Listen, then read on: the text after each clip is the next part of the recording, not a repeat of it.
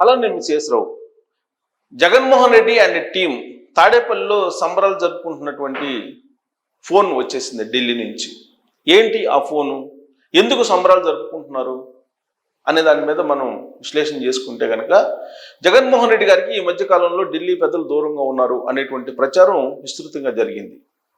కానీ ఇప్పుడు ఉపరాష్ట్రపతి ఎన్నికలు జరుగుతున్నటువంటి సందర్భంగా ఉపరాష్ట్రపతిగా రాధాకృష్ణన్ని ఎంపిక చేశాము, ఆయనకి మద్దతు ఇవ్వండి అని చెప్పి రక్షణ శాఖ మంత్రి రాజ్నాథ్ సింగ్ గారు జగన్మోహన్ రెడ్డి గారికి ఫోన్ చేశారు.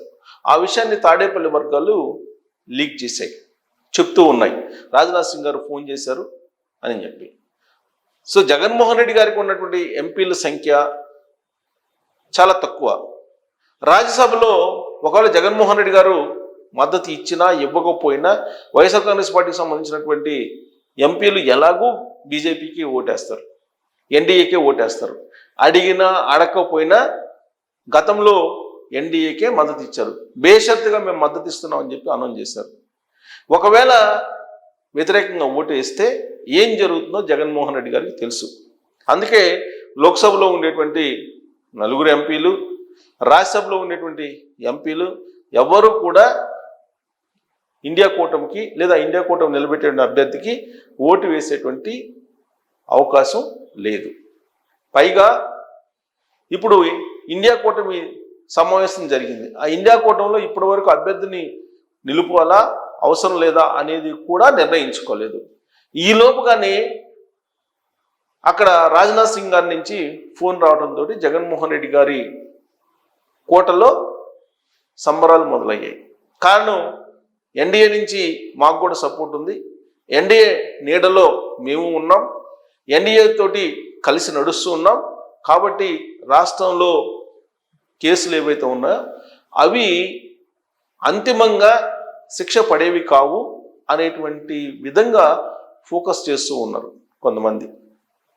సో ఇప్పటి వరకు కూడా జగన్మోహన్ రెడ్డి గారి కేసులు, వాటి కదలికలు, వాటి యొక్క పురోగతి, వీటన్నింటినీ కనుక గమనిస్తే ఢిల్లీలో ఉండేటువంటి బీజేపీ పెద్దలు ఆయన్ని అండగా నిలుస్తూ రక్షిస్తున్నారు అనేటువంటి భావన ఎక్కువ మంది తెలుగు ప్రజల్లో ఉంది. ఆయన మీద ఇప్పటికే సిబిఐ కేసులు, ఈడీ కేసులు ఉన్నాయి. అవి ఎంతకాలం పాటు ఉంటాయో తెలియదు. ప్రస్తుతం బెయిల్ మీద ఉన్నారు. దాదాపు 12 సంవత్సరాల నుంచి ఆయన బెయిల్ మీదనే కొనసాగుతున్నారు. బెయిల్ మీద ఉన్నటువంటి ఆయనే ముఖ్యమంత్రిగా 5 సంవత్సరాల పాటు కొనసాగారు. ఇదంతా ఎలా సాధ్యము అని అంటే, ఇండియన్ న్యాయ వ్యవస్థలో, జ్యుడిషియరీలో ఉండేటువంటి కొన్ని లోపాల కారణంగా ఆయన బెయిల్ మీద కొనసాగుతున్నారనేది కొంతమంది న్యాయ నిపుణులు చెబుతూ ఉన్నారు. కాదు బీజేపీ పెద్దల జోక్యం చేసుకొని ఆయన అరెస్ట్ నుంచి తప్పిస్తున్నారు, ఆ కారణం చేతనే ఆయన బయట తిరుగుతున్నారని భావించేటువంటి వాళ్ళు, ఆ విధమైనటువంటి అభిప్రాయాన్ని వ్యక్తం చేసేటువంటి వాళ్ళు లేకపోలేదు. కేవలం ఈ కేసులే కాదు, కిట్ ప్రోకు సంబంధించినటువంటి సిబిఐ, ఈడీ కేసులే కాదు, మళ్ళా వివేకానంద రెడ్డి గారి మర్డర్ కేసు, ఆ మర్డర్ కేసు సంబంధించినటువంటి విచారణ, దీనికి సంబంధించినటువంటి అంశం కూడా చర్చ జరుగుతోంది. ఇప్పటి వరకు వివేకానంద రెడ్డి గారి మర్డర్ కేసులో ఎవరిని శిక్షించలేదు. ఎవరిని శిక్షిస్తూ న్యాయస్థానాలు నిర్ణయం తీసుకోలేదు.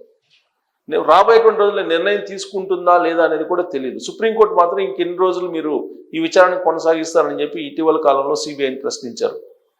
సిబిఐ మాత్రం విచారణ పూర్తి అయిపోయింది, మీరు ఇంకా లోతుగా పరిశీలించుకుంటే మేము పరిశీలిస్తామని చెప్పి చేతులు దులుపుకుంది సిబిఐ. మరి సిబిఐ ఛార్జ్షీట్లో గూగుల్ టేక్అవుట్ ద్వారా అవినాష్ రెడ్డి ఫాదరు భాస్కర్ రెడ్డి, వీళ్ళు కర్త కర్మ క్రియలుగా ఉంటూ వివేకానంద రెడ్డి గారిని మర్డర్ చేయించారని చెప్పి వాళ్ళే పొందుపరిచారు. అది తప్పు అని చెప్పి అవినాష్ రెడ్డి గారు, భాస్కర్ రెడ్డి గారు చెప్తూ ఉన్నారు కోర్టులకి. పైగా సునీతారెడ్డి గారి భర్త సునీతారెడ్డి గారు వాళ్లే తన తండ్రిని చంపేశారని చెప్పి మరొక వర్షన్ను కూడా తెర మీదకి తీసుకొస్తున్నారు వాళ్ళు. ఈ నేపథ్యంలో అసలు వివేకానంద రెడ్డి గారిని ఎవరు చంపారనేది గత 6 సంవత్సరాల నుంచి అది ఒక పెద్ద రహస్యంగా మారిపోయింది.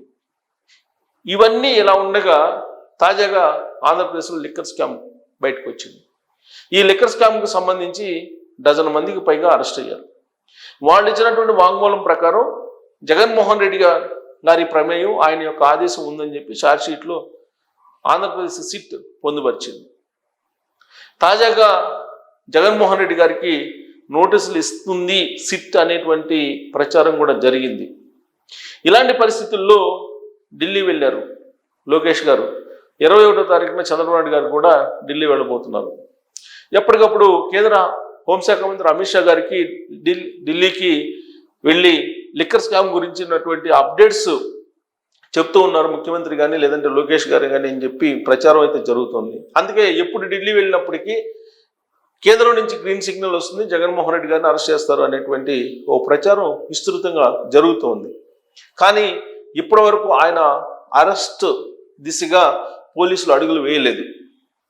కేవలం లిక్కర్ స్కామ్లో ఉన్నటువంటి వాళ్ళు, డైరెక్ట్గా ఇన్వాల్వ్ అయినటువంటి వాళ్ళని, అలాగే అనుమానితుల్ని వాంగ్మూలాన్ని బేస్ చేసుకొని, గూగుల్ టేక్అవుట్స్ని బేస్ చేసుకొని, డేటాని బేస్ చేసుకొని, ఫోన్ కాల్స్ని బేస్ చేసుకొని, అలాగే టవర్ సిగ్నల్స్ని బేస్ చేసుకొని, ఇలా రకరకాల పద్ధతుల్లో సాంకేతికపరమైనటువంటి నాలెడ్జ్ తోటి అధ్యయనం చేసి ఆ లిక్కర్ స్కామ్లో ఉన్నటువంటి నిందితుల్ని అరెస్ట్ చేసి జైల్లోకి పంపించారు. దాదాపు 12 నుంచి 15 మంది వరకు జైల్లో ఉన్నారు. ఇప్పటి వరకు ఎవరికి ఆ లిక్కర్ స్కామ్లో బెయిల్ రాలేదు. బెయిల్ కోసం ప్రయత్నం చేస్తూ ఉన్నారు. ఇప్పుడు రెండో ఛార్జ్షీట్ కూడా, అనుబంధ ఛార్జ్షీట్ కూడా ఆంధ్రప్రదేశ్ సిట్ వేసింది, కోర్టులో ఉంది, విచారణ జరుగుతుంది. నెక్స్ట్ స్టెప్ ఇక జగన్మోహన్ రెడ్డి గారిని అరెస్ట్ చేయటమేను అనేటువంటి పరిస్థితి, అలాంటి ప్రచారం ఇప్పుడు జరుగుతుంది. ఇలాంటి పరిస్థితుల్లో ఉపరాష్ట్రపతి ఎన్నికలు వచ్చాయి. ఈ ఉపరాష్ట్రపతి ఎన్నికల సందర్భంగా మద్దతు ఇవ్వాలి ఎన్డీఏ అభ్యర్థికి అనే ఫోను రాజ్నాథ్ సింగ్ గారి నుంచి రావడము అనేది తాడేపల్లిలో సంతోషాన్ని మిగులుస్తుందని చెప్పి వైఎస్ఆర్ కాంగ్రెస్ పార్టీ వాళ్ళు చర్చించుకుంటున్నారు. కారణం ఏంటంటే ఈ మధ్యకాలంలో కేంద్ర ప్రభుత్వానికి జగన్మోహన్ రెడ్డి గారికి మధ్య బంధం తెగిపోయింది. అందుకే రాహుల్ గాంధీ వైపు హాట్ లైన్లో టచ్లో ఉన్నారు, ఇండియా కూటమి వైపు అడుగులు వేస్తున్నారు అనేటువంటిది వినిపించింది. అలాంటి దానికి ఇప్పుడు బ్రేక్ చేస్తూ అలాంటి ప్రచారానికి రాజ్నాథ్ సింగ్ గారు ఫోన్ చేయడంతో ఎలాగూ బేషరతుగా ఉపరాష్ట్రపతి ఎన్నికలకు కానీ, రాష్ట్రపతి ఎన్నికలకు కానీ, లేదా వ్యవసాయ చట్టాలకు కానీ, 370 కానీ, సిఏకి కానీ, పౌరసత్వానికి కానీ, ఇలా ఏ బిల్లు పెట్టినా అటు రాజ్యసభలో ఇటు లోక్సభలో మద్దతు ఇస్తూ వస్తున్నటువంటి వైఎస్ఆర్ కాంగ్రెస్ పార్టీ ఇప్పుడు కూడా మద్దతు ఇస్తుంది ఆటోమేటిక్గా, అడిగినా అడగకపోయినా. కానీ రాజ్నాథ్ సింగ్ గారి నుంచి ఫోన్ రావటం అనేది జగన్మోహన్ రెడ్డి గారి యొక్క రాజకీయ బలం ఏంటి అనేది తెలియజేస్తుంది అనేటువంటి విషయాన్ని వైఎస్ఆర్ కాంగ్రెస్ పార్టీ వాళ్ళు ఇప్పుడు ప్రజల్లోకి తీసుకెళ్తున్నారు. దీన్ని అనుకూలంగా మలుచుకునేందుకు ప్రయత్నం చేస్తూ ఉన్నారు. ఇప్పటివరకు రాష్ట్రంలో కూటమి ప్రభుత్వం ఉంది. ఈ కూటమి ప్రభుత్వాన్ని వ్యతిరేకిస్తే కేసులు పెడతారేమో, విచారణ చేస్తారేమో, జైల్లో పెడతారేమో అనేటువంటి ఒక ఆందోళన వైఎస్ఆర్ కాంగ్రెస్ పార్టీ శ్రేణుల్లో ఉంది. రాజ్నాథ్ సింగ్ గారి నుంచి ఫోన్ రావడంతో సో జగన్మోహన్ రెడ్డి గారికి ఇంకా కేంద్రం యొక్క లింకులు, ఢిల్లీ పెద్దల యొక్క లింకులు తీసుకోలేదు.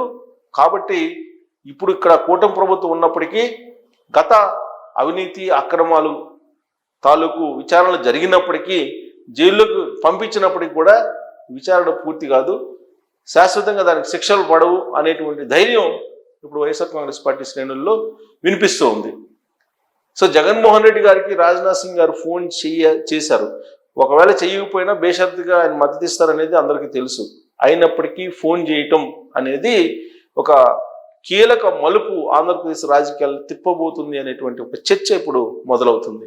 నిజంగానే కీలక మలుపు ఆంధ్రప్రదేశ్ రాజకీయాల్లో తిప్పేలాగా ఈ ఫోన్ కాల్ ఉందా అనే దాని మీద మీరు కామెంట్ చేయొచ్చు. Thank you.